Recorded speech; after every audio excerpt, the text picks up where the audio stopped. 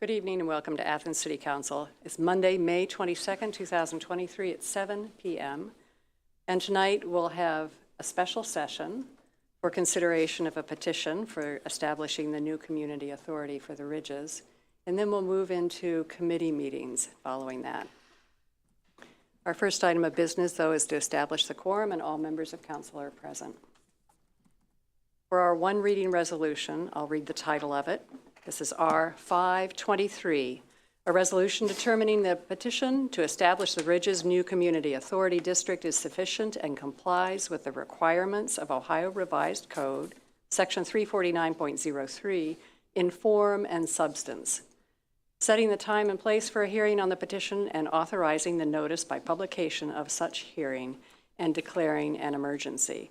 And this is introduced by all members of council.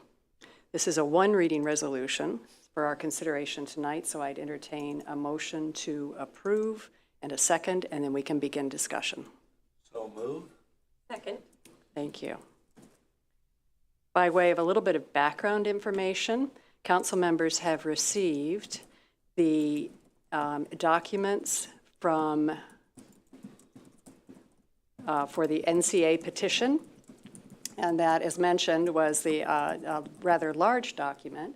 It contains some of the details of establishing the community authority, and then also contains our code title 23, and then also a marketing analysis and a summary of that analysis and some maps. And we'll be seeing a few of those maps tonight. The other thing that council members have been provided is the new community authority process as defined by Ohio Revised Code. And I will state that this petition and the process has been worked on by Mr. Joe Recchi, who has visited us before back in February 2023 and then again in April. He has worked with Bricker and Eckler law firm and has also worked in concert and collaboration with our law director to make sure that this petition meets all of the requirements as set up in the Ohio Revised Code. And so just to give a brief summary then of the process that we're going through, tonight's our consideration of this petition to establish the Ridges New Community Authority. And after that, we will have a public hearing. And then following that, we'll have an ordinance to create the community authority. So those items are moving forward. We do have under consideration tonight also a potential purchase agreement. And then, as mentioned before, we will be moving forward then later with tax incremental financing and then the CRA, the Community Reinvestment Area. So those will all be pieces of legislation that we'll be moving forward with. The timeline on this is the one reading resolution tonight for the petition. The hearing on the 15th of June, and that will be, then council will have a meeting to consider the ordinance following that public hearing. We have put out a press release for the public hearing. We'll also be putting out other announcements, posting it on the website. We'll share it with the community association so we can make sure that people in Athens are informed about this. And Mr. Recchi is here to make a brief presentation. Joe, do you want to present perhaps for maybe like 5 minutes or so, and then the questions, because I think some of what you're presenting gives the overview that may answer some of the questions. Thank you. Thank you, council members, for entertaining this. This is an ongoing and iterative process. So as was described by Council President nicely, there are several elements of legislation, but there's also that integration with what Ohio University, its staff, and its Board of Trustees are doing in helping move this forward. As you're aware from our previous presentations, the Department of Administrative Services at the state has to approve all of this too, but this is how we get it started. The petition, the intended creation of the new community authority, and then introducing other legislation, the Tax Increment Financing and Community Reinvestment Act areas that help support the building of infrastructure at the site. So This is a means of just summarizing the 300 pages that was sent to you in the form of the petition. The petition has a pretty detailed market study that was done for all of the elements that we're talking about in the project, as well as OHM Engineering has provided engineering details on infrastructure, both the public infrastructure that would need to be done for new increments of development, as well as the anticipated site work and infrastructure that is the responsibility of individual developers of sites. So that's all in the package, as well as other details about it. As you know, the property is all in the city of Athens, so it would all be subject to your zoning regulations. So this would be the one of many times I would be before you. Assuming success in the creation of the new community authority, you get many cuts at this. Everything has to be zoned. There are some lot splits that are required. We'll be back to you for that. So there are many elements of, as I say, iterative process of partnership with the city and with the university to make this work. What is, let's see, if I can start with the historical Ridges campus, the ownership structure, that's probably, well, let me start with that. Go back to that picture, because questions were asked about, what's this going to look like when we're done? And actually, we take some inspiration from this, the case study of the Traverse City Kirkbride campus, and looking at how many buildings that were built in the same era as the Ridges have repurposed as housing, as artisan space, offices, retail.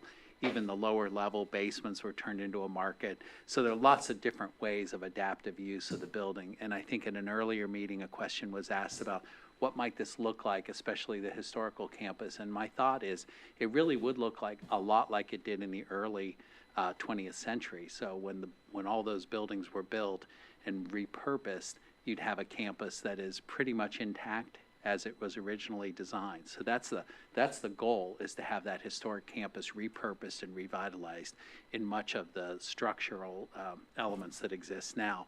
If you go to the next slide, this is the sort of layout of the campus, and this has been very carefully developed with Ohio University. The dark green, the many buildings that are dark green, those are the ones that Ohio University has made significant investments in and is using. They're using most or all of those buildings right now. The remainder of the buildings are, you can see by the key, there's certain buildings, the light green color, those are buildings that would be transferred to the new community authority by Ohio University. Then there are other buildings that would be transferred subject to a lease back. So the university is using a portion of those sites, of buildings, and we would have, at later stages, we would, with a 3-year planning process, we would terminate those leases and use those. So it's a staged development that permits the university to continue using all the buildings it currently owns and operates, plus some of the buildings that it's using on a temporary basis or for storage. And then there are some, buildings that would be, have more limitations, could only be used if we could find a replacement. For example, the printing operation, which is quite active there at the Ridges. So it has sort of 3 stages of use in sharing the space with Ohio University. That's the historic campus, and all of that would be subject to a condominium, mixed-use condominium that would be set up with Ohio University, and that's how we would operate the shared space. The next slide has to do with, this is an exhibit to a proposed purchase option agreement that we are proposing to the city of Athens. So this has to do with land that is currently parkland owned by the city and having restrictions on it that have been placed by the state. So again, this is a precondition of any transfer would be figuring out the release of that restriction by the state, as well as the restrictions that are on the rest of the property that it be done by the university. But if you look at that park land, that's all that is sort of the gold in there. That's city land. There are 3 parcels. One is the road park. The other, the larger parcel is about 9.5 acres or so, and that's where the shelter house, the miniature golf course, and the playing field is. and some picnic benches and park area there. The south portion of that, following Dairy Lane, opens up into the parking lot and the play park, the playground park, that is at the corner of, as you know, at the corner of the site. The hatched marks are what we're proposing to acquire. So it is a total of about 8 acres of the 19 acres.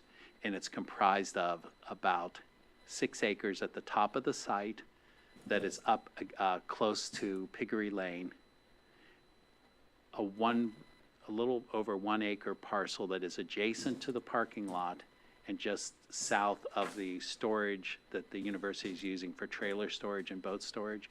So along that area. And then there's a 0.4 acre parcel that's just the edge of the brick lane that has a tree line adjacent to it. So the parkland is south of, the parkland includes north of the tree line, but the active park is south of the tree line. That 0.4 acres is important because it's along a line that could be townhomes along that brick lane. So those are 3 parcels, and we have a purchase proposal to the city. It has not been negotiated, but it is a proposal subject to further negotiation. It's on a slightly different track than this petition, but I want to be clear that those are all the things that comprise the comprehensive plan for the ridges, and I want to keep all that on the table, even though they're a separate track. That this would come along at a later date, and it would be included in the new community authority and amended. The district of the new community authority would be amended. So that is that's the site. I don't know if you want to ask questions about the new community authority or the timing. And Perhaps. so we could open it up for questions. I have 2 Yes. comments to make before we turn it over to questions from council members first, and then administration, and then our audience members if there are any questions. And this is, our service safety director is not able to be with us tonight. We're very glad that our deputy service safety director is here. But I will offer 2 quotes, that information that Service Safety Director Stone shared with us today. And one of them is, and he says we could quote him on this, he says, "This is as good as it's going to get with adapting the use of existing buildings." That he has followed this by serving on the Ridges Advisory Committee over the past years and has watched this. And the other piece of information that he noted, and where we often ask him about our existing or the expertise of different companies. And he offered this, and this was not requested, but he made this as a comment, that OHM Engineering, he says he's very confident of their ability to manage this site. And so their work has been, as you can see in the petition, is quite detailed on some of the initial costs that are outlaid for the infrastructure improvements. So council members, questions, comments that you might have? Councilmember Swank. I have a couple, and I'm not sure if I'm trying to follow the process, if these are appropriate now or down the road. And the reason I say that is they're not appropriate now and don't relate to the resolution, then I can save them for another time. So I'll start with the question. If it's something that we need to discuss later on, that's fine, and we can kick it down the road. The hatched areas in that drawing where we have green and yellow and maroon number 34 on that slide, just off the parking lot of the Richland Avenue Park and where the softball field, baseball field, and all of that is. Yeah, you want to purchase that. Well, at this point in time, what do you see the intended purpose of those areas? In other words, why are those key to be purchased? I'm glad you asked that, because it's a 700-acre site, and you might wonder, why do we need that 0.4 acres? Is there oil or something on those sites? So it is intended to be housing. Okay. And the reason that we're having to do a significant amount of infrastructure improvements on the Ridges campus. And so all the infrastructure that's new would be accessible to that. So that actually makes it the easiest to make it housing. So those are the sites. So that's it simply. Okay, good. Second one, and I'm going to have to admit, not a conflict of interest, but bias here, and that is the Child Development Center. My wife worked at the Child Development for 36 years and retired from that building in 2015. You talked about immediate use of the building, 3-year lease, and things of that nature. How would that possibly affect the Child Development Center, keeping in mind that bias I said that I have, Yeah. but also a working knowledge that quality child care in Athens is very difficult to find? Yeah. Well, I think your predisposition is shared probably by everybody in this room. That the CDC building is part of what the university owns and will continue to own. So it's marked as Building 27. So it'll always be owned by Ohio University. It's not being transferred. It will be, the area around it will be improved, but the area that the CDC is using will continue to be the CDC. Okay. So in fact, the likelihood is that the CDC may have the opportunity to expand if they wish to, because there are going to be families living there, and I imagine that they would want to have the quality provision of childcare the way the CDC has done historically. So we have met with them, we walked the property, I think we know what's important to them. Even the Building 30, which they use for storage, is likely to continue to be a CDC building. Maybe improved, because it's just storage now, and if they have another use for it, but we'd want to help with that as well, if that answers your question. Perfect. Thank you very much. Councilmember Spielness. Thank you. So this is kind of a related question in that it appears, at least in the hash marked area where the baseball field is, and then you've got that hash area that you were just talking about, but then right next to that is another park for kids. So I've had some constituents have some concerns about wanting more and better parks, around the community for kids. So I'm hoping that we don't completely abandon that as a mission, that we provide some space for kid activities and parkland. So, so that existing park and playground would continue to be just the way it is. We're not wishing to disturb that. In fact, quite the opposite. It's with the new community authority, there may be some ability to support further development of that playground area, because there'll be kids there, and the more use, the better the services. I'm so glad to hear you say that. Thank you.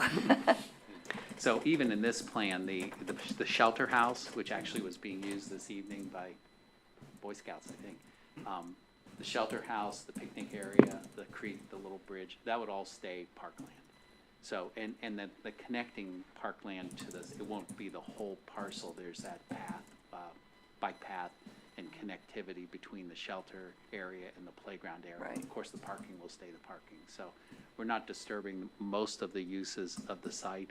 And in our purchase agreement, we've stated it in the alternative, either pay you for the land or alternatively give you or arrange 2 acres of active recreation somewhere else on the site, and including the recreation of the miniature golf, if that's a desire of the city. So it could be that the money serves better, maybe there's another place for the miniature golf or playground, but that's the proposal. Thank you. Other questions? Councilmember Crowell. Thank you, President Isley. Thank you for being here, Mr. Ritchie. The very small hatched area, the 0.4 acres, the road that comes along there, it's not going to have an exit, right? It's still going to be that one way in? Yeah, it's just that. Okay. So that's not a very dense area, but we're hoping to make that if you can picture townhomes on that brick lane, a kind of European feel, and then the park is obviously walkable, and it's walkable up to the ridges, and then it foreshortens the view of the ridges if you're coming around, if you're walking or riding your bike or driving across the turnabout. You'll see at the bottom of the hill it'll be more active. So it kind of invites you up the hill. So the idea is if you're one of the things that's seen as a kind of burden is if you're down at the bridge and you're looking up the hill, it's like it looks distant because you're looking at the tower. If you focus on the park, it's like, oh, that's an easy walk. And so what I found is like people will walk in a mall parking lot or outlet mall parking lot for a mile, or Disney World, but they don't like to walk any distance if they're seeing the item in the distance. So it's foreshortening that, and I think it makes the park more useful, and it makes pedestrian and bicycle activity more easy to the site. Thank you. Other questions? If we don't have any other questions or comments from council members, let's move on to administration. Any comments that you'd like to make? I have several. I want to start with the one slide that council got to see of the site in Traverse City. I did have the opportunity to go up to Traverse City and look at their Kirkbride building. And it's really kind of been stuck in my head as to what the ridges can become. I got to tour through the condominium complexes, the condominiums themselves, which were gorgeous, quite honestly. And I could see them being very attractive to owners here in the city of Athens. You know, it had several restaurants, if I'm not mistaken. They also had kind of a retail corridor that ran through the lower level to include gymnasiums, that there was workout rooms that were down there. And so I'm saying that because I've seen it firsthand as to what a structure like the Kirkbride building could become, or elements within. Also within that slide, and you didn't see it very well, I don't imagine, is you're also looking at snapshots of some of the outbuildings that are in Traverse City on that compound. And to see some of the outbuildings that exist now up at the ridges being repurposed into other amenities. Several of them were restaurants, some were little shops, little stores. It was, again, quite the sight to actually get to experience. And the buildings are exactly the same. Ours has cooler looking cupolas because they lost theirs, but they also had some other features that ours lost back in the day. But anyway, I just want to share that. I also want to echo what Director Stone was saying, and that I truly believe, as do other officials here in the city of Athens, this is the last shot for the Ridges campus. It's the last shot for having something that is truly going to change the landscape here in the city of Athens. You know, we're always talking about affordable housing here in the city of Athens, and this is our shot for that as well, with the Ridges potentially creating 700 units up there. Think about that for a minute. You know, so the WODA project that's happening out on 682 and 56, that's 190 plus housing units. This would be 700, potentially. I also want to touch briefly on the park areas that you saw that were hash marked. We have been thinking through other potential areas for a miniature golf course. As much or as little as that golf course is used, one of the big challenges with our miniature golf up there, which is kind of ironic that it is maintained by Havar, as well as the businesses that sponsor the holes, it's not ADA accessible. So now's our opportunity to create a new miniature golf that is truly ADA accessible, to where we are furthering our mission to make sure that we are an all-inclusive community. There's several areas that we were looking at. You know, I was just looking at some today. You know, we have 7 acres south of the library. To put a miniature golf course by the library and its use would be pretty interesting. Could it be located elsewhere that is on flatter terrain, that is more easy to access? Absolutely. Even speaking with Mr. Brooks, who's here with us tonight, you know, is there the potential for finding another OU property to where we could put a miniature golf course that's operated by Havar, maintained by Havar, but owned by the city as we're moving forward. So there's lots of options for some of those. We've already put a lot of money into the West State Street ball fields. We will continue to do so.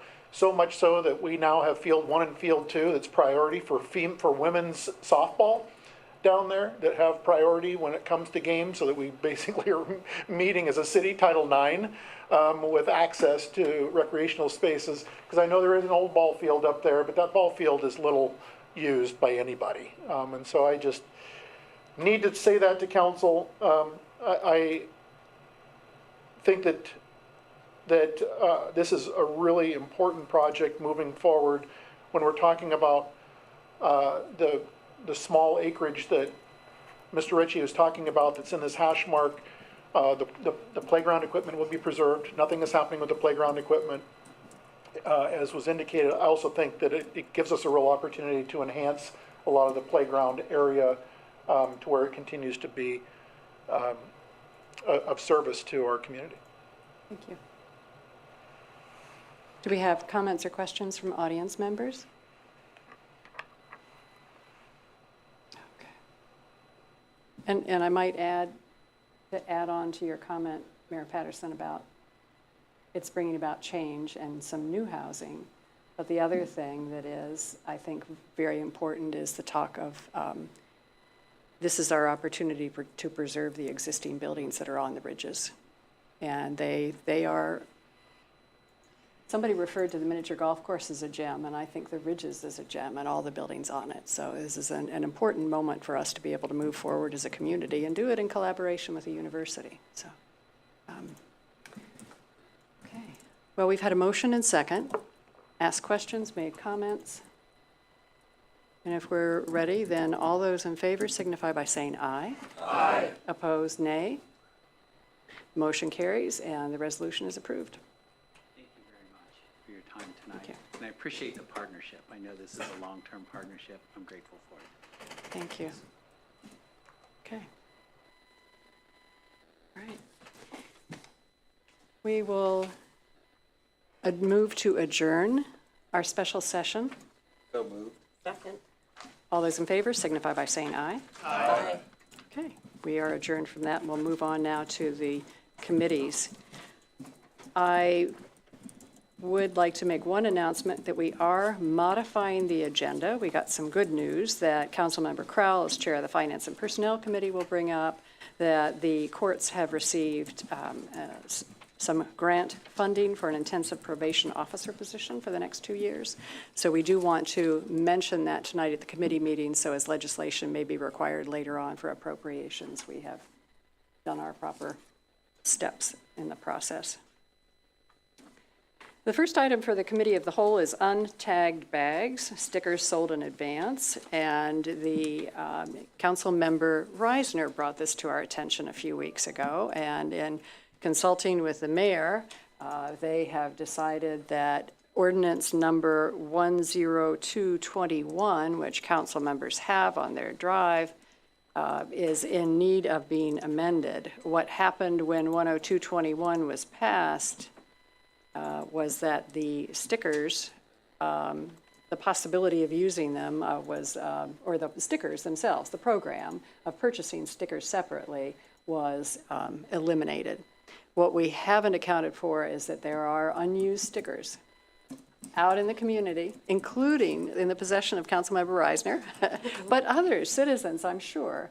And so what we're wanting to do, and I think it's a laudable goal, Councilmember Reisner, is to amend our ordinance so that we can honor the already purchased stickers. Councilmember Reisner, you have some comments about this. Thank you, Madam President. You pretty much summed up this dramatic and burning issue here. Yeah, I just think it's a matter of fairness.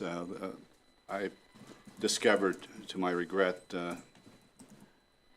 few weeks ago of having an extra bag of trash, and I have 15 stickers in my little junk drawer, and I put it on the bag and put it out there, and I got billed for $5.25. That's when I discovered that somehow or other, with a lack of due diligence on my part as much as anybody else, starting with Ordinance 61-20 of May 26, 2020, the, let's see, section, well, not section, but chapter 1.03,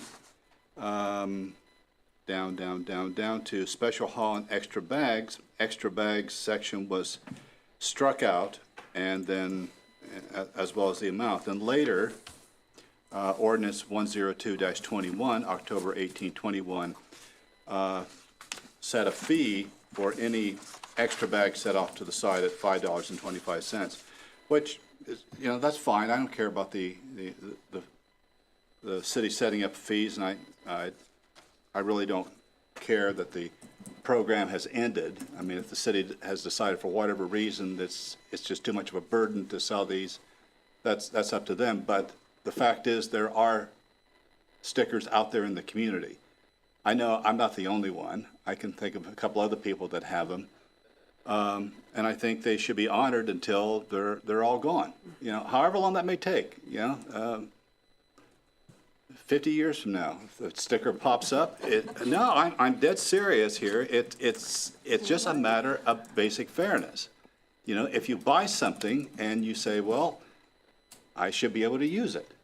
It's part of the public trust, isn't it? So that's why come next Monday, with the help of the law director and the clerk of council, we'll put an ordinance together that will amend this to where those stickers will be honored. And as I said, I have no desire to reinstitute the program.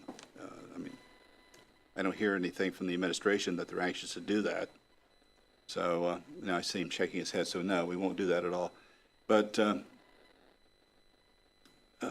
Sounds like a good solution. I think so. Are there any comments or questions from councilmen? I think you have. Member Grace? Yes, Member Grace. Yes. I'm just wondering if that will create any issues with billing on the part of our waste hauler. We would have to work with them on that. We eliminated that program under the 2 contracts ago now. To my knowledge, as the caretaker of utilities billing, we've had one concern since the ending of the program about the stickers.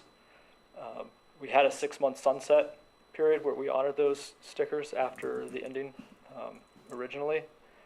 I checked with our utilities billing staff today to confirm that. Was there a public announcement that there was a sunset? I don't recall ever seeing it or hearing it. And hell, I'm on council. You missed that week. I guess so. I've never missed a meeting, but I must have missed that one. It sounds like you have a solution, and it sounds like Deputy Director Chicky, you would be willing to work with us We and can work work with with the that. I think trash there's,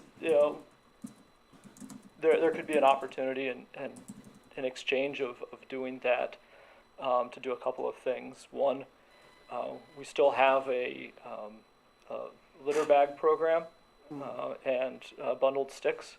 A simple solution would be to trade in those excess stickers for something that we already have that exists, without involving the hauler, the trash contractor, who may or may not, catch those stickers because it's not something that we've done in a long time. Okay, Mayor Patterson? Yeah, Andrew's right. Another potential option could be that we have amnesty is not the right word. We have a refund period of time to where, in your case, you said you have 15 stickers that you paid $1.50 a sticker. So, you're $22.50. We could potentially open a refund program for anyone who digs through their junk drawer and finds stickers. But the sticker is worth $5.25 now. Well, that's now, but you paid. Yeah, and that's what the value is in my drawer. So no, I'm not gonna go there. Yeah, well, so we can work out the math on this. Yes, Councilmember Swank, yes. It sounds like we're headed down a Yeah. trail we don't need Yeah, to go. yeah. At the current time, correct me if I'm wrong, holder comes down the street and there's an extra bag. They somehow note that and the resident is billed for it. Correct. Seems to me, continue that process. They come down the road and there's a bag with a sticker. They note nothing. That's real simple. Real simple. I am going to propose that we move forward some very clear or simple language to amend the ordinance, and that we'll work with administration on the best way to move forward on this. And we'll do our best also to publicize that, and to get the information out, that if people have those stickers, a way to turn them back in. But we don't need to figure it all out here tonight, because we've got a great administration. Okay. I'd like to move on to the racial equity resolution, which was brought forward to council members from Mayor Patterson. This is suggested by the National League of Cities, and council members did receive a copy of that on their hard drive. Council members McCary and Mayor Patterson and I met on Friday to just tweak the language on it. And what we did was gave the top part of the information. So council members now have a paper copy of that, and you can see, and they may have the new one on their shared drive also, that the grade in area at the top of the document is shared just as background information.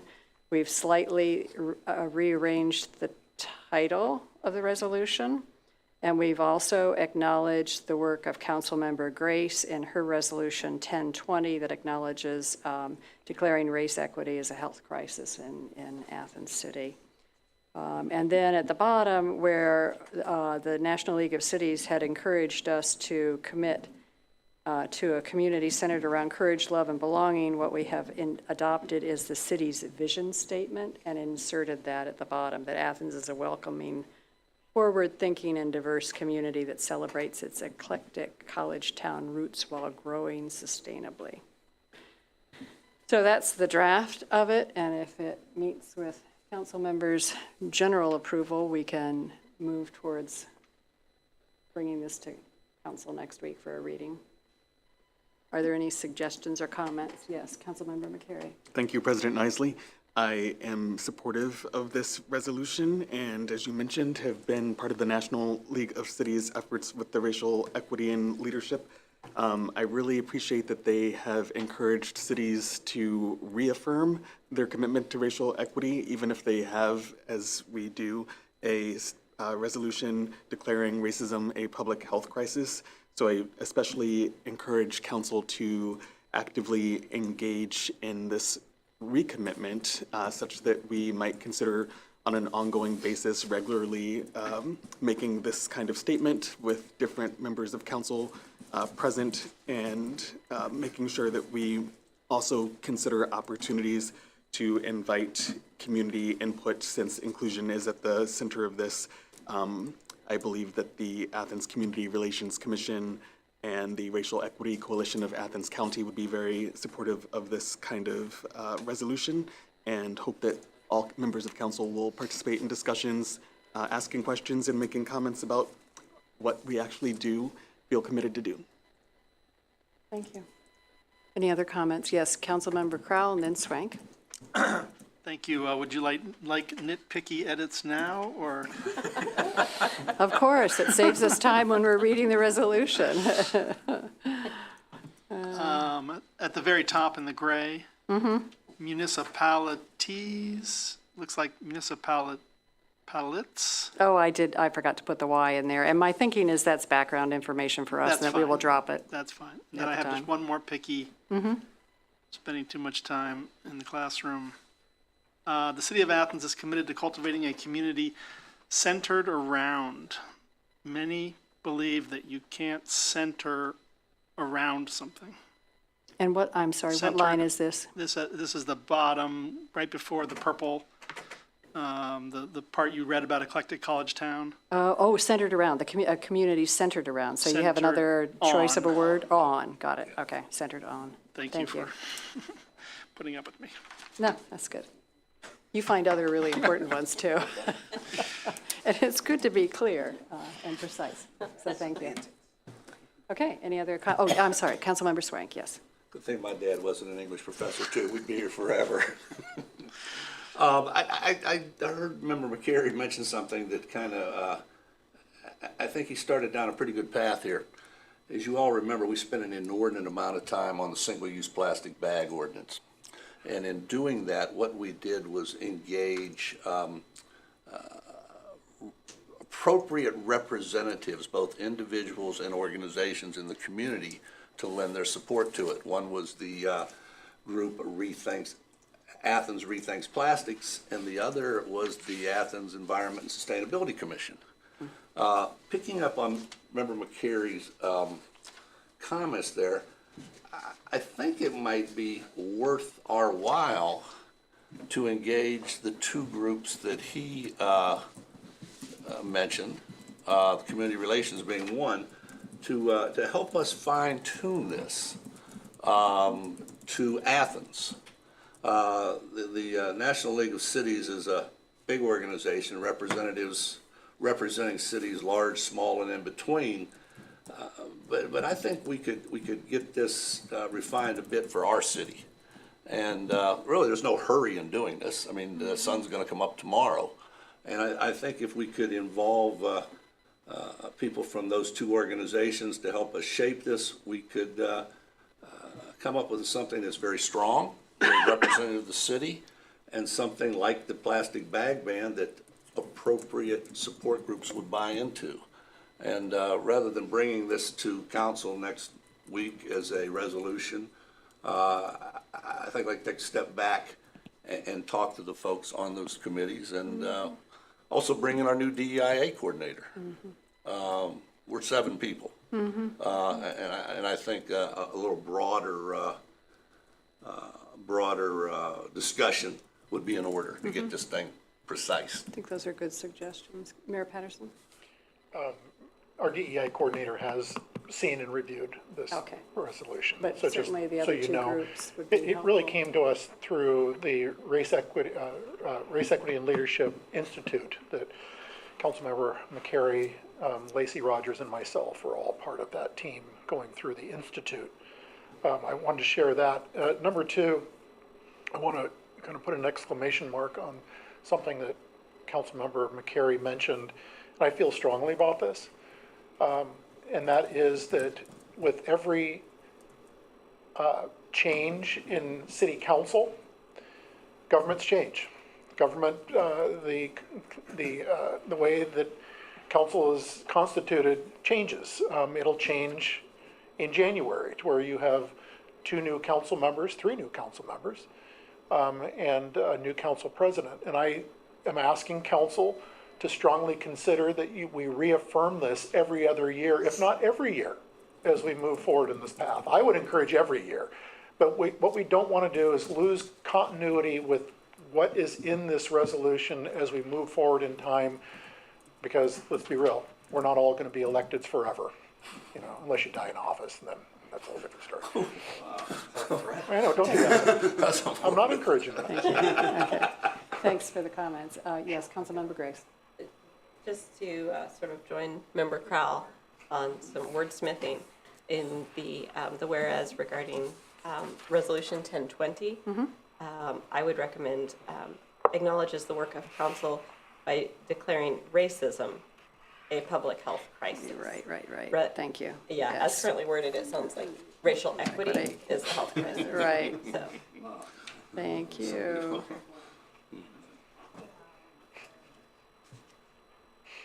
Good While catch. you're there, Okay. you might as well make Athens City of Athens. It says City of Athens all over the resolution, except for that one spot, it uses Athens City. Got it. Make it City of Athens. Parallel. Okay. All right. Any other edits? Okay, you have one more? No edit. Okay, so I was just saying, any other edits, please send to the clerk of council. Thank you. Yes, Councilmember Swank. No edit. When I first got this, I was a little confused because it talks about racial equity.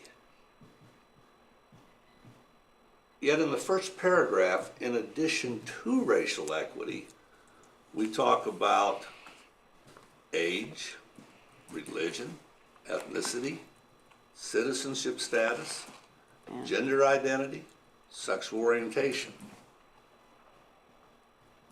Those are a little different. And it kind of muddles it a bit. However, if we are going to include those, there is one area, category, I'm not sure what the right word is, that's conspicuously missing as it relates to our unique situation here in Athens and Athens County. And that is socioeconomic status. Personally, I'd like to just stick with the racial equity part, racial, and not put all these other things in here. But if we are going to put all these other things in there, I think it would be imperative to address socioeconomic status, poverty, whatever is appropriate to call it. Councilmember McCary, would you be comfortable with bringing that to the Community Relations Commission and perhaps having a discussion on that and getting their recommendation. I think that would be appropriate because I also noticed that ability might be something that if we were to stick with that language could be added, and I think the Community Relations Commission would have some helpful input. Okay, great, thanks. These are all good comments. Good, thank you. All right. If no other comments, we will move on to the Planning and Development Committee. And this is chaired by Councilmember Grace, joined by Councilmembers Crowell, McCary, and Spelness.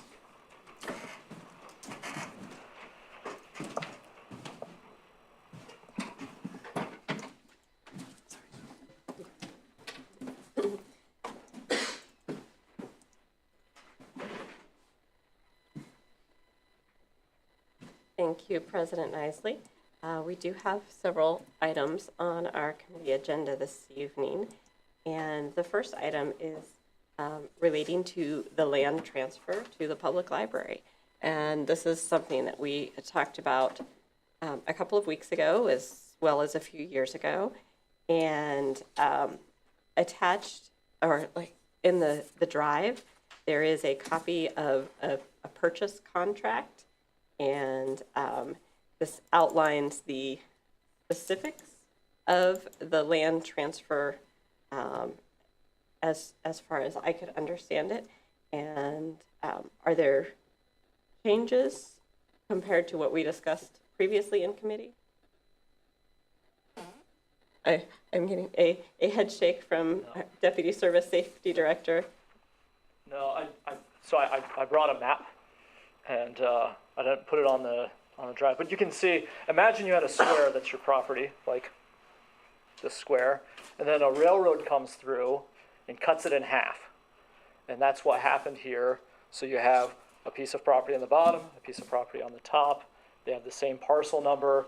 What we were talking about is the one to the north, this small strip, and removing that and splitting it off from the bigger square, basically, where it's already split. And In a nutshell. and selling that to the library for $1, according to the contract on our drive. And I will note that there's a date of 2019 included in this. And so this is clearly something that's been being discussed and worked on for some time. And I believe it has come back because the state is working to transfer some of the property that they own to the library. And so the public library would like to do this all at one time. Are there comments or questions from members of the committee? Other members of council? Yes, Member Swank. Just a quick technical question. We sell this property. Is the library now responsible for the upkeep of it, mowing and things of that nature, or do we retain that responsibility? The piece that is sold to the library would be the library's responsibility. Okay.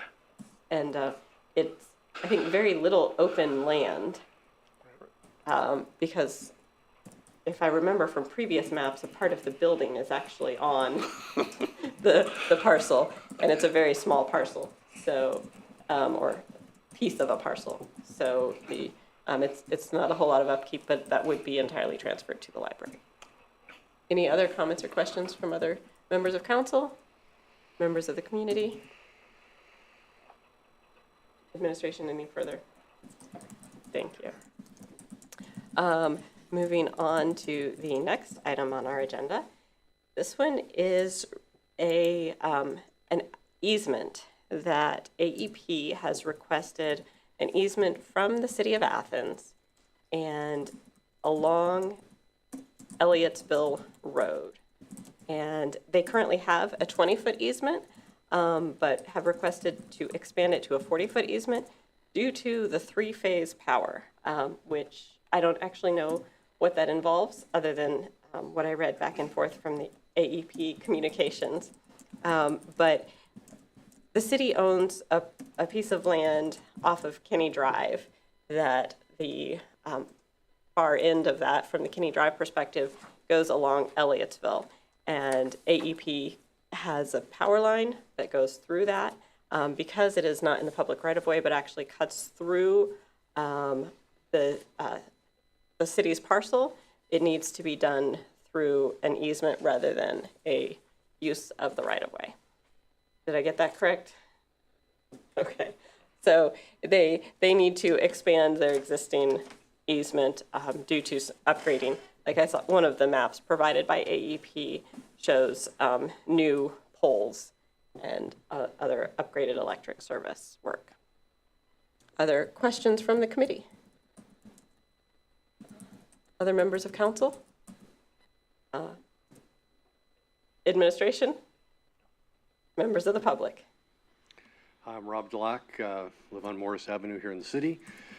Just a question about this easement. It doesn't sound like it would impact, but just to make sure, there's the potential for a shared use path that the city was seeking a federal grant for that would connect from Elliotsville, is it Elliotsville? Always get it, yeah, Elliotsville Road on that city property back to behind Kenny Drive, behind the school, and just making sure this wouldn't impact that. So it would still allow that access, is that right? It's still the plan, especially with the fire services operations that are going on down there, or in the future will be going on, and the new EMS station. So the plan is to have, open up an access onto Elliotsville Road, and so we've been working with AEP, and they're aware that that's what our intentions are. Yep. Sounds good, thank you. Thank you. Any other comments or questions? Okay, then moving on to the next item. This is a Title 49 special right-of-way permit request, and this particular one is a request from the Board of Elections. The Athens County Board of Elections on Court Street has requested a permit for use of the right-of-way for their ballot drop box. And so this is, the paperwork has been completed, and the ballot drop box, to my knowledge, is still there. It has been there and is there. And it was discovered that this was a circumstance where they needed to get a permit for use of the city's right-of-way, and so have filled out the paperwork to do so. Are there questions from members of the committee on this Title 49? Other members of council? Administration? Members of the public? Okay. And we're going to be on a roll with Title 49. Number two, this one is not a new request, but is a request to amend an existing special right-of-way permit. This comes from Seven Generations LLC, which operates the business out on West Union. We'll check, yeah, 758 West Union. The business is currently Sunbelt Rentals, previously Bedrock Rentals, but they recently received a use of the right-of-way permit for updating their sign, and would like to amend that to allow them to put up a fence and a space for storage of equipment. And they did provide diagrams of where that fence would be, and it would and stated that it would go just inside, so on their building business side of the sign. And there's also a note that Chief Reimer stated the fence would not be an issue in accessing fire hydrants.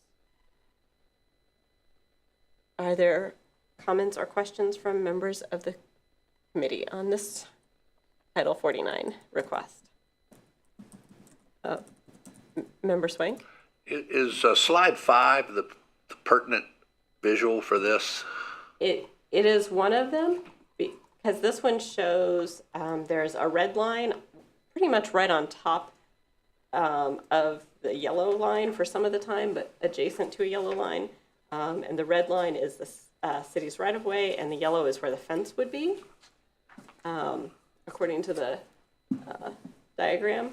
And then the next one also just shows the aerial map.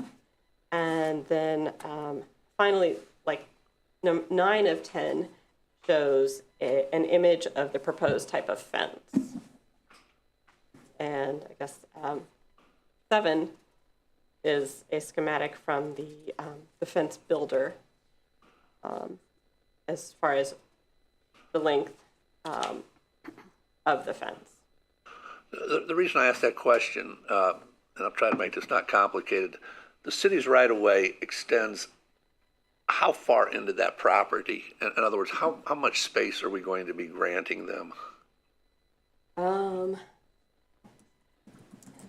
I think where the line is red, but then it looks orange where it's on top of the gray on that image, that is the right-of-way. And then just outside that, there's a yellow right along the edge of the light gray Okay. area. So And just a little bit of space. yeah, Okay. yeah. So And where I'm going with this, and I know and I have no problem with this at all, that we judge each and every one of these on their own merits. But it's granting use of the city right away for commercial business on a busy road.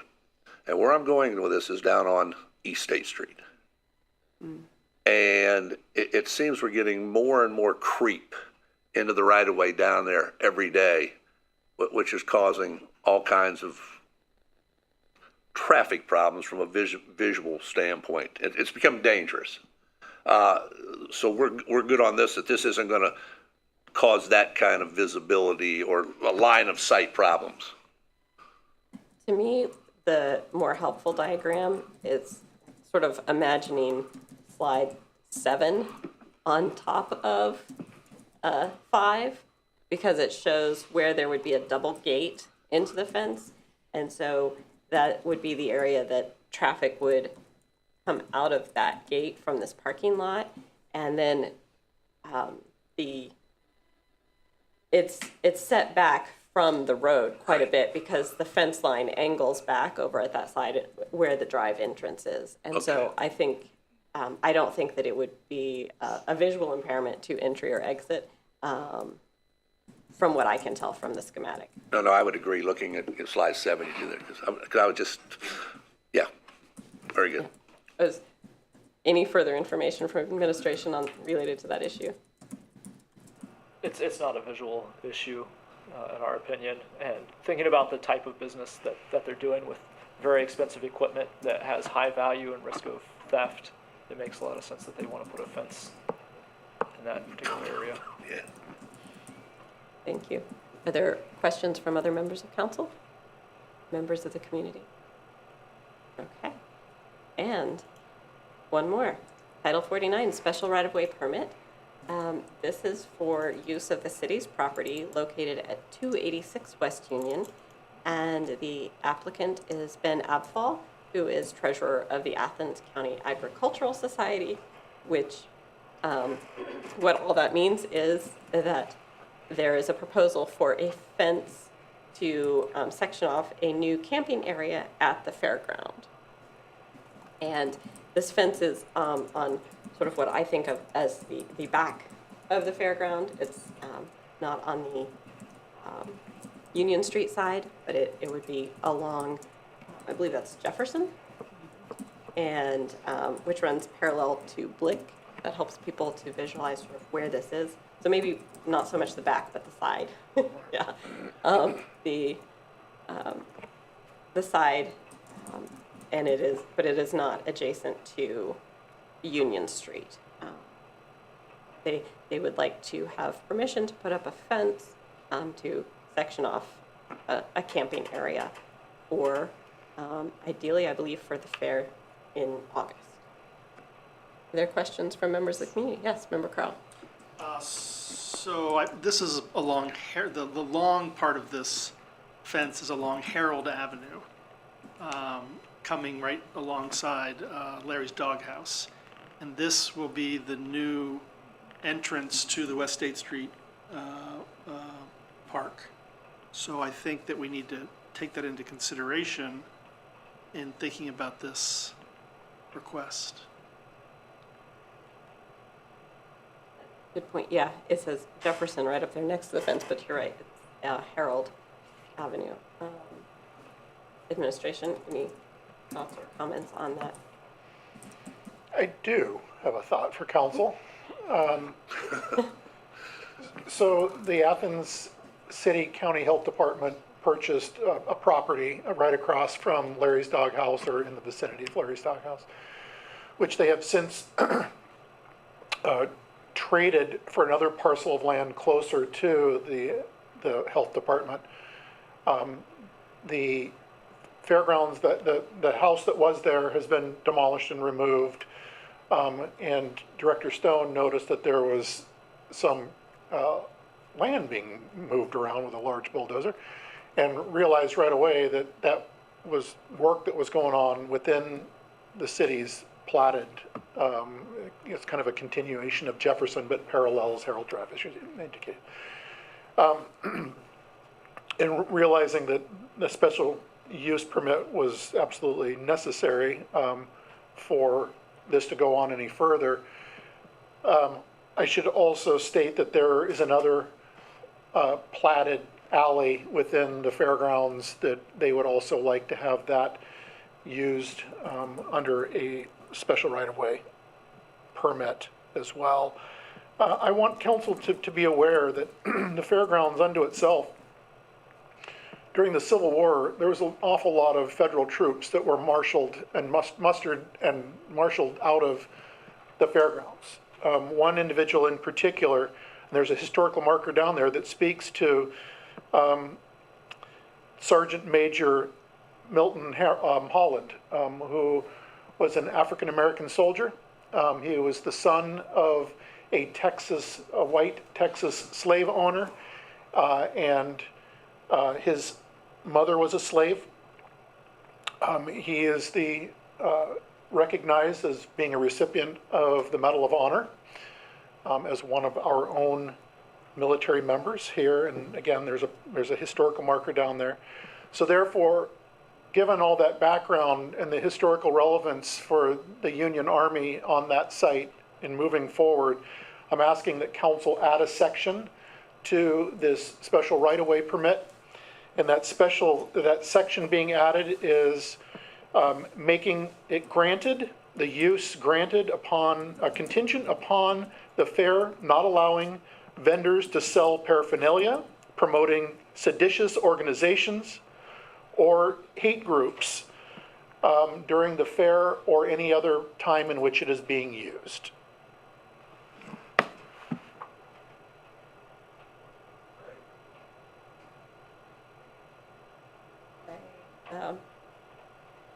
I'm certainly willing to introduce an ordinance that includes that language and appreciate that additional information.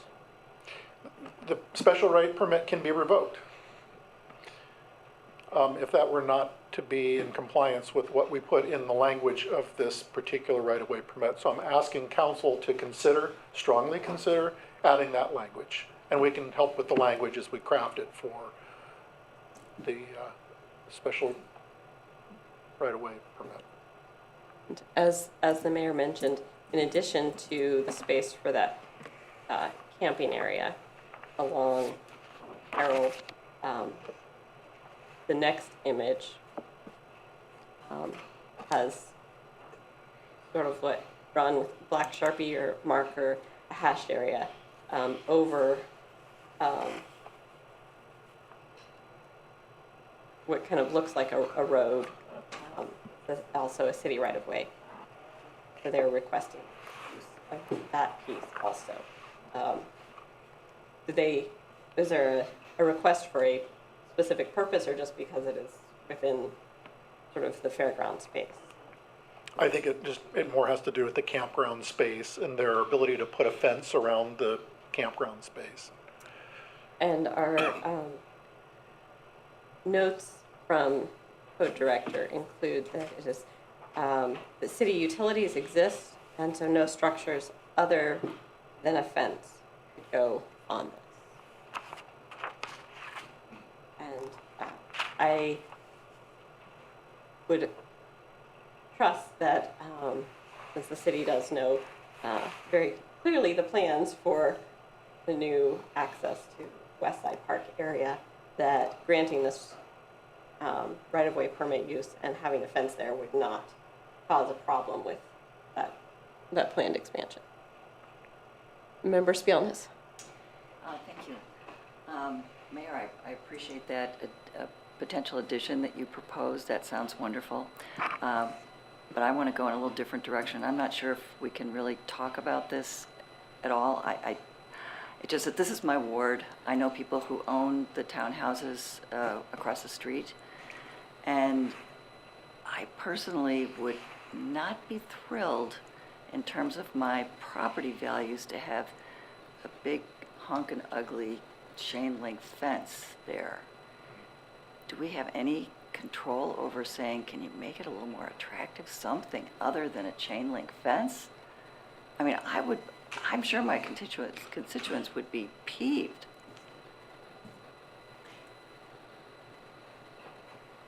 And I have a question why they need a fence. Because there are lots of camping areas that don't have, I mean, you don't have fencing out at Stroud's Run. Now, granted, that's a totally different place, but I would think that it's based on a means of access during the fair. So you have paid people coming, people coming in to pay okay. for the event. If you have a big open area, then people are going to go They're going to through that. Got it. Okay. And we certainly have had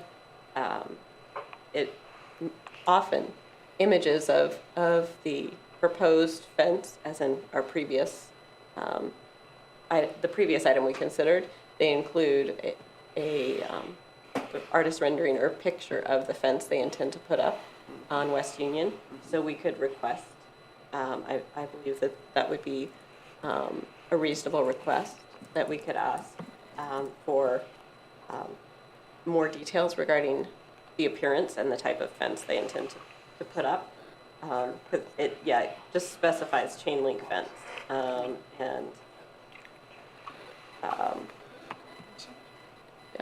Yes, members, be honest. Thank you. So I want to follow up on what you just talked about. I completely appreciate that they would want to have a barrier to prevent, people from coming in and not paying. But I have to wonder if perhaps, and again, maybe I'm just off on this, but could they have a fence on the other side where they actually go into the park? In other words, the campground is outside of where you can get in and actually do stuff in the fair? I would think that the people who are participating in the fair and are camping there would want to not have to go around through. You can have a gate. I'm thinking a gate. Oh. I think it's something worth discussing. So, because again, totally legitimate, but if they have a gate, then, and I think it'd be more comfortable really, not to have a big old chain link fence where I'm going to be camping. I don't know. I'm just trying to make this a little bit more appealing to the people whose houses are right there and still meet the needs. Member McCary? The mayor was going to respond specifically to that. Mr. Mayor? There was a chain link fence there. They moved it to do the earthwork that they have begun. So just know that there was a chain link fence there prior to it being removed so they can do their earthwork, which they realize they're doing it on city property. So as far as overall appearance from across the street, streetscape may not be that much different, other than the home that was once there is no longer there. Yes, Member McCary. Thank you. I am aware of council's authority to specify dimensions for signs. I was not sure whether we can specify design type. Is that something within our authority? I don't know that we can specify or make specific requirements, but we can. Reject. Yes, we Okay. can request that they provide us with a plan and an image, and then request that be changed prior to council approval. Thank you.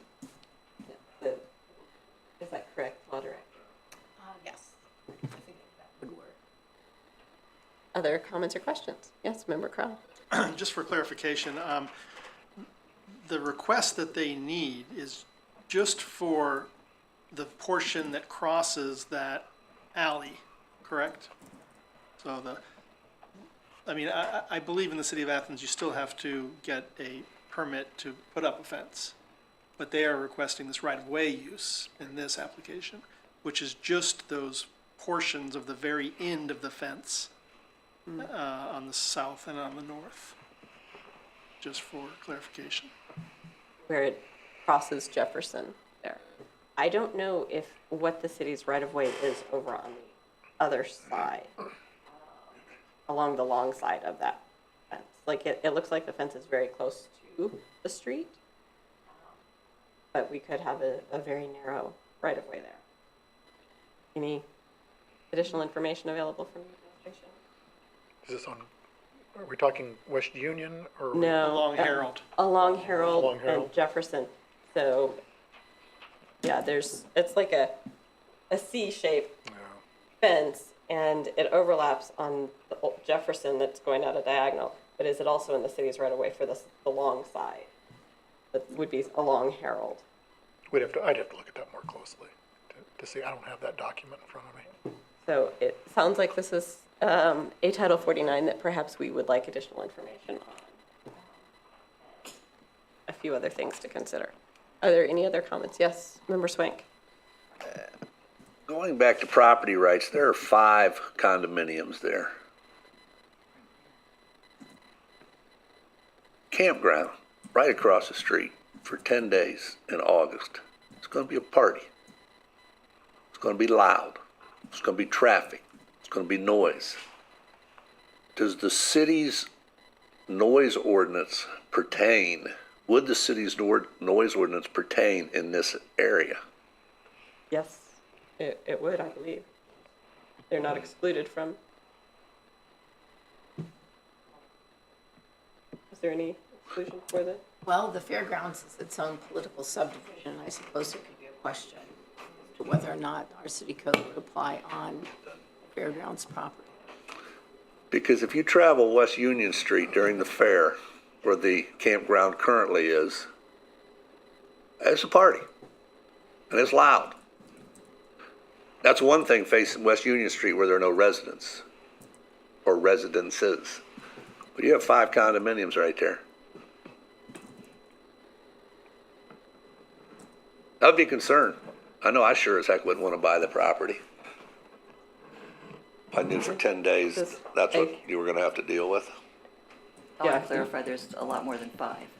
Well, Well, there's 5 facing. they're- If you look at Yeah, the map, there's 5 There's facing. more. Behind, yeah, but I'm talking about And those, next to that. yeah, but those 5 right there at the back of Larry's, the parking lot there, the whatever that electrical, supply company is. But those first 5 right there, I mean, you're sitting right in the middle of Yogi Bear's campground. Yeah, I would say, like, I definitely hear your concern, and I would likely feel similar concern, but I would also say that they already live adjacent to the fairground, which during the fair is not a quiet event at any point on the fairground. So yes, Mr. Mayor.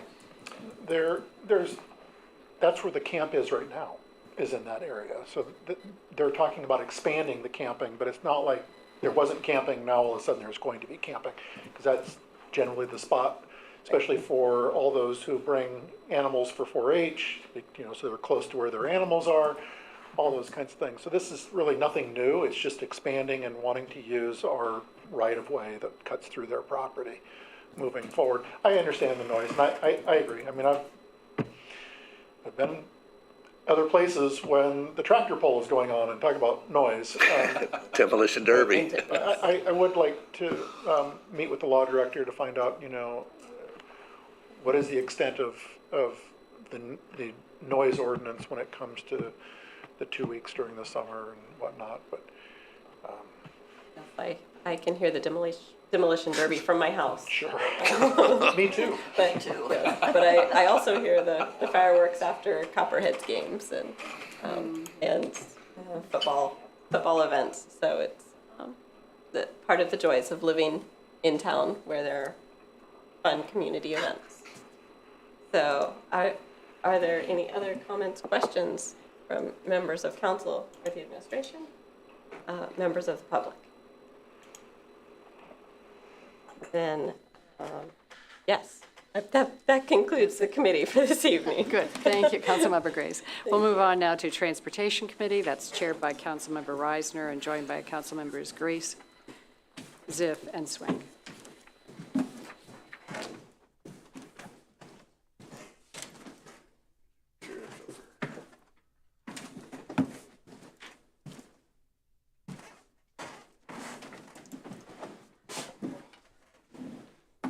Okay, thank you, Madam President.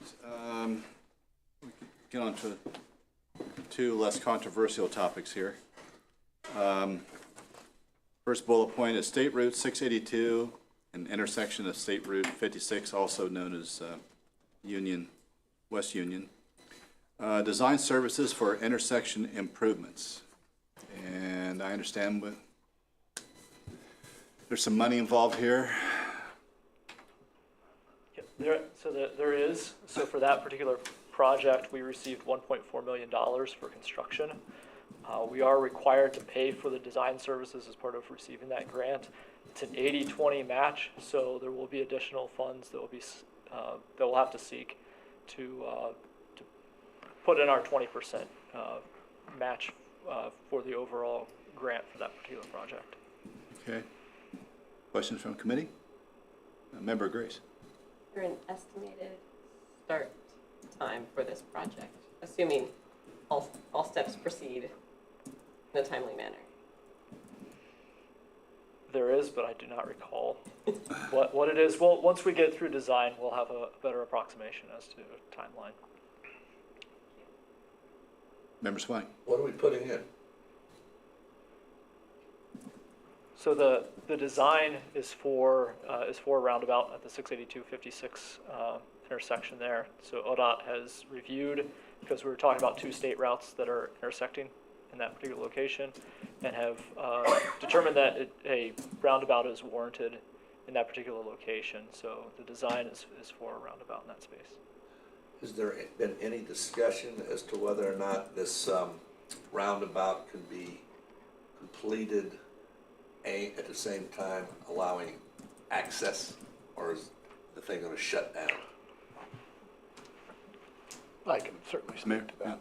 You know, the plan would be much like the Richland, or the Stimson Avenue roundabout, to where traffic was just diverted to one side as construction was going on, and we built half of the roundabout and then diverted to the other side. I mean, that will be the optimal way to treat, that particular intersection. Yeah, so that we have to keep traffic flowing. Yeah, because this Citizens fire live up service there. as much as anything, yeah. Sure, absolutely. Yeah, University Estates Yeah. Well, and the elementary school.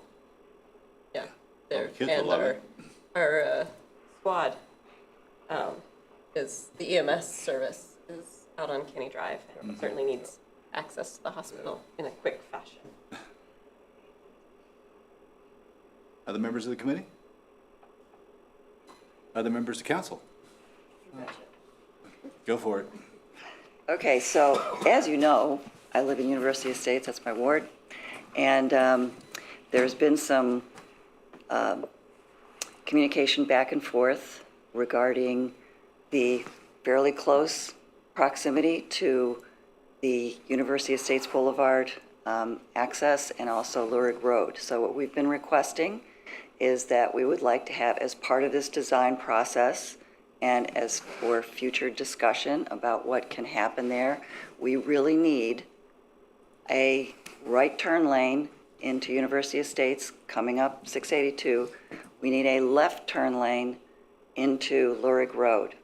We're going to have hundreds of new drivers right across the street in those apartments over the next couple of years. So that, in addition to the other traffic we're already seeing, we think that it's appropriate to request that that be part of this process. And I have lots of documentation to justify that, which we've already shared with the city. So I'm not going to read through it, although I'd be happy to if you want me to. I wouldn't be happy.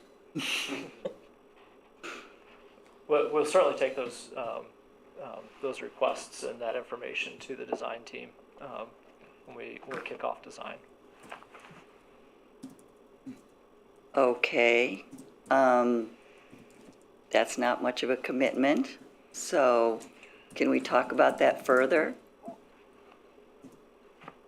We can certainly explore what you're speaking to, but you have to bear in mind that we're talking about the intersection of 682 and 56 for ODOT funding presently, not something that's 300 yards down across a railroad crossing, but we can certainly ask ODOT if they would find that acceptable during design and during construction.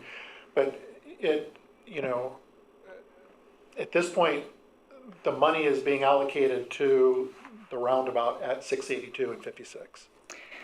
I recognize that, but it's so close, and the ramifications of those changes would further justify, I think, having this taken care of. And I know that this is not ODOT's responsibility, it is the city's responsibility. We have talked to ODOT, talked to Regional Planning Commission, et cetera, and it's very clear that this is a city responsibility, and so it seems reasonable to take that into consideration.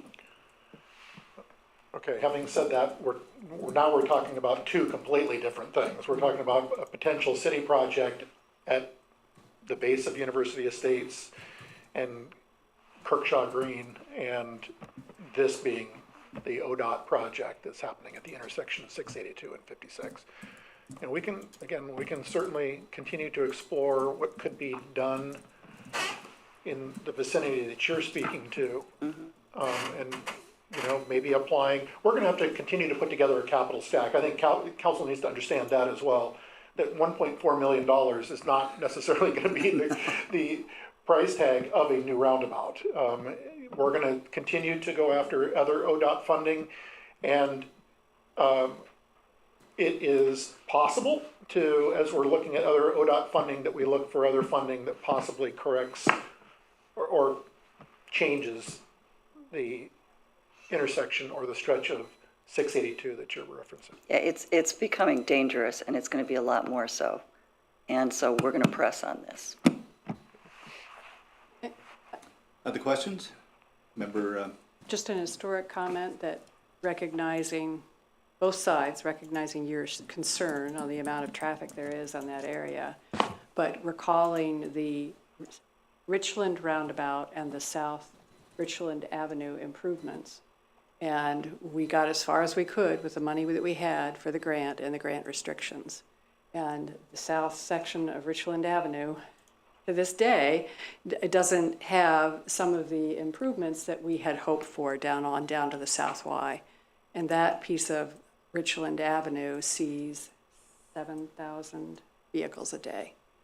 So even more than, I'm not saying it's not, your concern is not unjustified, but I'm just putting it in perspective. We've had other city projects, we go as far as we can, but we have to abide by the grant restrictions.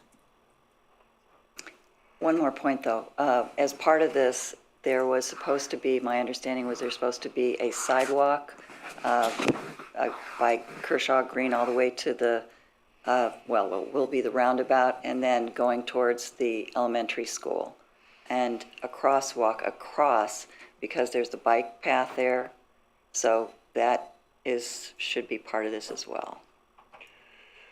We got notification back from the grant that is Safe Routes for All, I believe, something like that, to where we were applying to get a sidewalk that, as you just indicated and is correct, that it would have gone down 682 near the roundabout and then all the way out to Morrison Gordon Elementary School. And we're not awarded that grant. We're gonna apply again with the hope that we get that, because I think that's just vital in terms of getting pedestrians and cyclists, in my opinion, to Morrison Gordon Elementary, because there's likely to be kids who are living in that new apartment complex, but we didn't get it. So we'll reapply. sorry, one more point. I got the impression that the construction company, KG, whatever it is, that they were supposed to put in some sidewalk there. No? The, Kershaw Green? yeah, They were I mean, supposed to we're put getting a some- little bit off topic, with the Yeah. roundabout and this funding. And I can certainly talk with you offline, because Okay. now you're talking about something that has to do with Woda Cooper that did the construction, where, they're the owners of the property. Okay. Okay, let's reel it back into roundabout here. Any other questions concerning design, construction? Member McCarrick? I was just looking for a reminder as to, isn't there an automatic traffic study done before we put in roundabouts? Is that part of the process, and would that yield any relevant information about the recommendations council member Spielness is sharing? At that intersection, I mean, that is part of the application process in which we were awarded that, where they recognize that incidents at, again, the intersection of 682 and 56 scored to where they funded us to build this project, to deconflict, as well as the vehicle stacking. Let's be real, 5 cars at a traffic light in Athens is a traffic jam, but this will certainly alleviate that as well on 682 and 56. Members of the public? Great. We'll move on to the next topic. Stimson Avenue Bridge, design services for rehabilitation project. And boy, that bridge needs rehabilitated. It does, and this is very similar to what we were just discussing about how the grant funding works. So Stimson Bridge, we were awarded $3.2 million for construction. Of that bridge, we're seeking funds again for design, which we're required to pay for, and then it is also an 80-20 match. So we will have to come up with 20% additional funding for that project. Member Swank? Is this the Stimson Avenue Bridge across the Hocking? Yes. We got a $12 million fire station going in too right there. Do you foresee the rehabilitation before the fire station is built or after? After.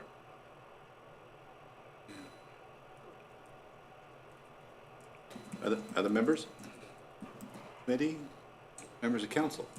Questions? Members of the public? Oh, good. Rob Delac, Morris Avenue here in the city. Just want to make a point, really. I made it before when this project came up for discussion months ago, is Stimson Avenue Bridge, there's lots of runners and walkers that cross that bridge currently, and it would be nice to see pedestrian improvements on the bridge, maybe moving the lanes over a little bit, making a protected crossing. I don't think the investment that was made on the Richland Avenue Bridge across the river is necessary. It was something that would at least improve it for safety for people crossing the bridge. And I realize you get across and then there's not really a safe passage to get to destinations on the other side, and it was just repaved and not improved by the state. But I think doing our part to make that connection safer would be important here. I just want to make that point to the city to consider doing that as part of the project. It is being considered. Kind of, if I may, Yes. Isley, just to paint a little bit bigger picture of this project, aside from repairing / replacing some of the bridge decking, which is significantly needed right now. It would also include pedestrian passageway across that bridge, because you're right, the bridge is wide. It's got a wide, it's a good-sized bridge. It would include lighting, much like the rest of the decorative lighting that we see in the city of Athens. So it would have new lighting on the bridge itself, crossing over.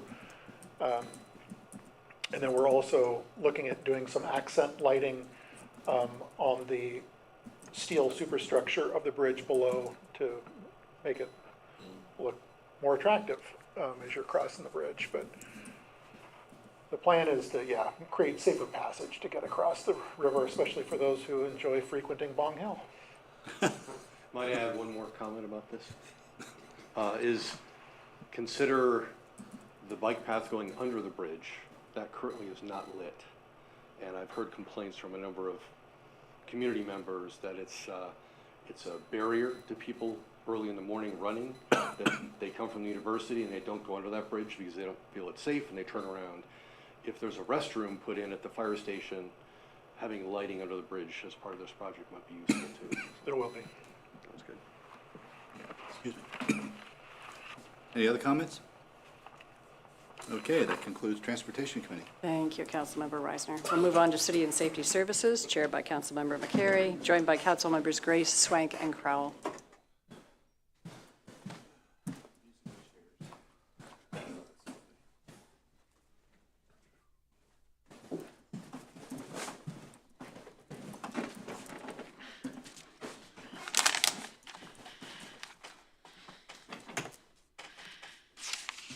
Thank you, President Nisley. I believe this will be a short committee meeting for City and Safety Services. We just have one item with our wastewater treatment plant dewatering, and we are to amend Ordinance 122-20 to increase an expenditure. This is for Project 320, and we're looking at an increase of $350,000 from the sewer fund in order to install a new system with a different design. This system is intended to remove water from sludge, and right now the system in place is only operating at 50% efficiency, which adds to our expenses.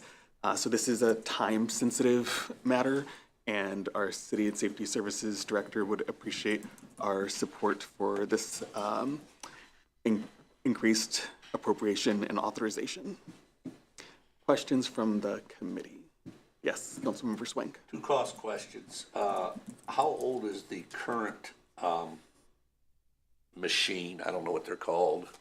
And if we are to purchase this new one, what's the life expectancy of it? To the first question, we are talking about a relatively new system that we wouldn't have expected to need a new design on, but we are, new component, but I don't have an answer to the second question about the lifespan of the replacement design, which wouldn't be selected yet. So this isn't a system, this is a part? Yes, Okay. Or parts? correct. The part that removes the water from the sludge. Yes. So it is sort of a larger system for dewatering. Dewatering is a process. This particular process, we currently use a conveyor and press system, which was new, but we're contending that there were design errors because the water content in the sludge is much higher than what was specified.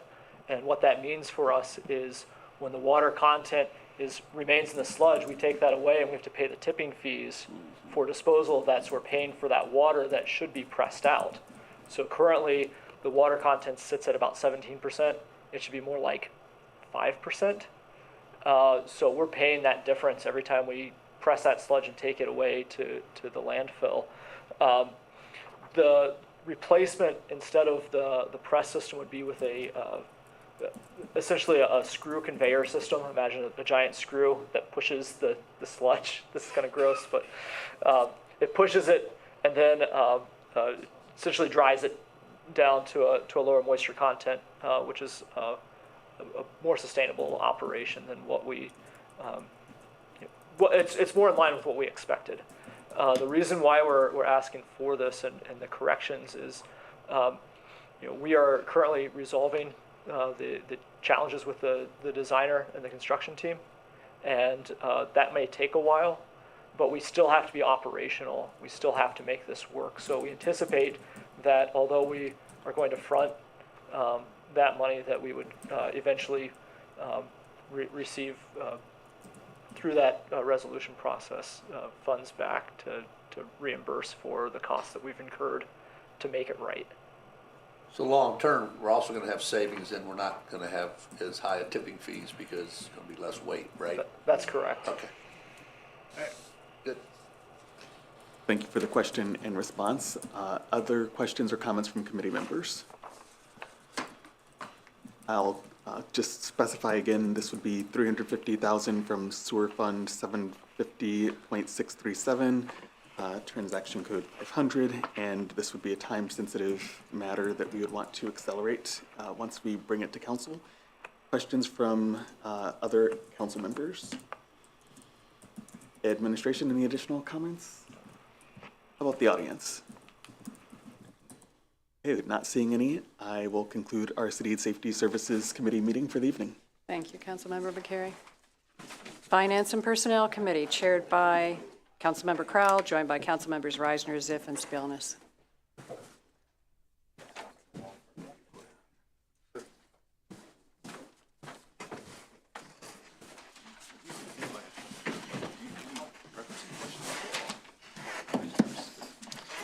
Thank you, President Isley.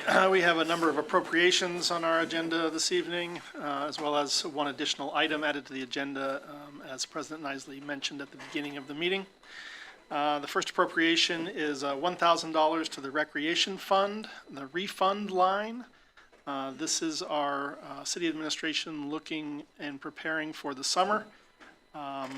We occasionally have a number of pool season cancellations for rentals at the city pool in terms of weather-caused cancellations.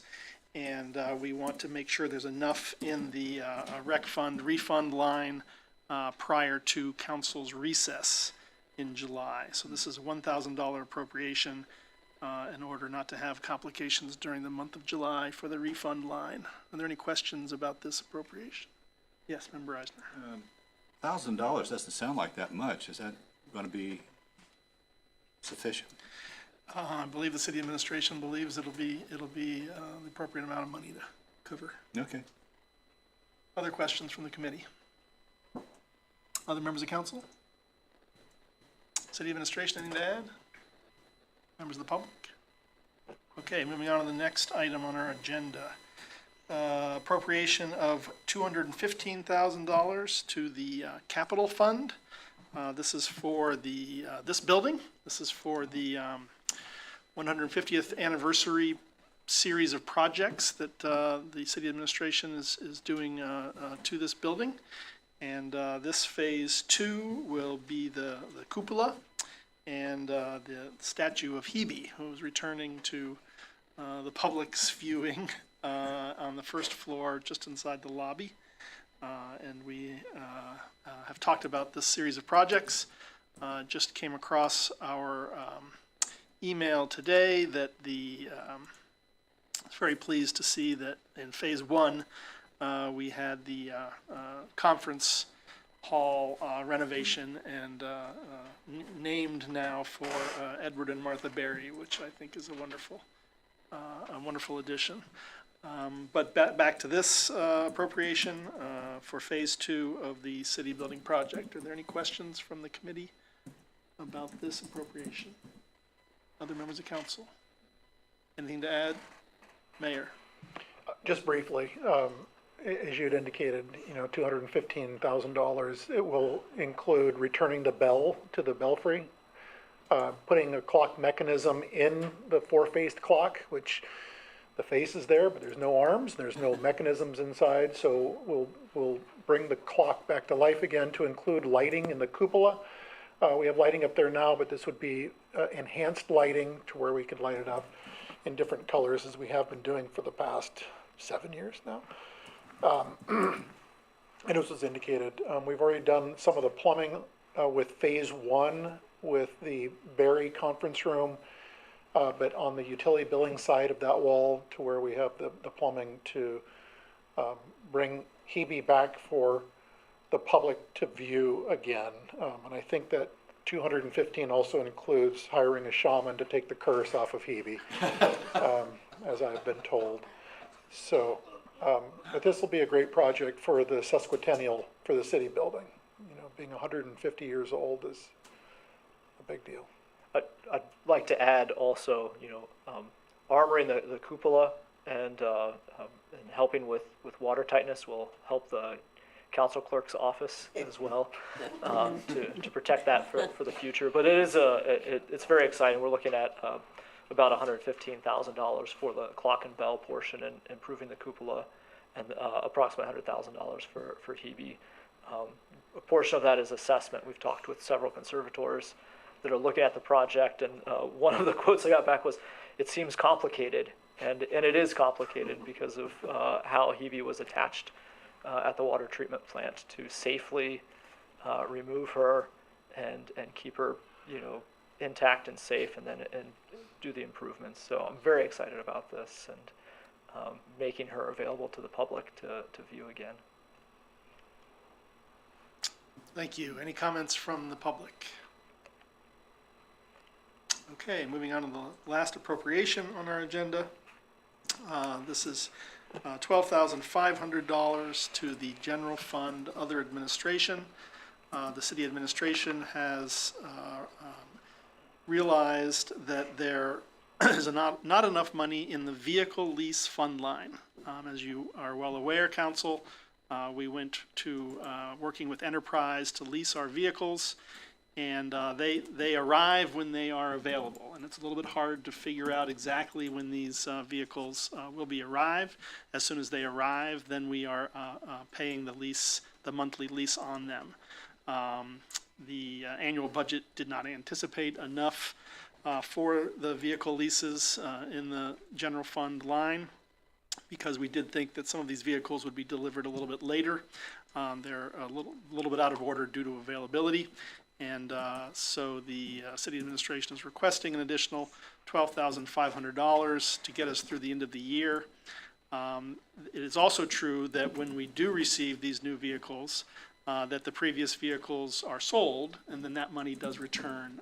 And so this does not take into consideration any monies that may be coming in from selling of vehicles, but this will get us through the end of the year. Are there any questions from the committee on $12,500 for the leasing of vehicles?